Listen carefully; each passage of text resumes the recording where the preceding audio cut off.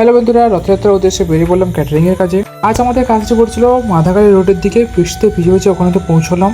পৌঁছেই প্রথমে সবাই মিলে খাবারের পাতাগুলো রেডি করে নিলাম। তারপর ওখানে গৌরাঙ্গ ঠাকুরের দর্শন সবাই মিলে করে নিলাম।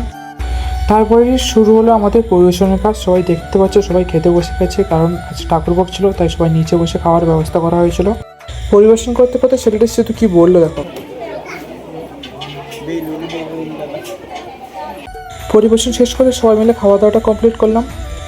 তারপরে সব কিছু গুছিয়ে বাড়ির জন্য রওনা দিলাম। বৃষ্টির কারণে কোনো কিছু ভিডিও বা রাস্তায় করতে পারিনি।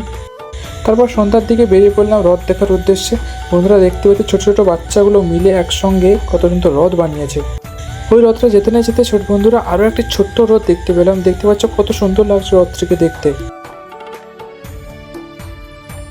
তারপর বন্ধুরা ভ্যানের উপর আরও একটা রথের দেখা পেলাম। বন্ধুরা রথযাত্রার উদ্দেশ্যে আমি একটা ভিডিও বানিয়েছি, বন্ধুরা কমেন্টে জানিয়ে ভিডিওটি কেমন হয়েছে।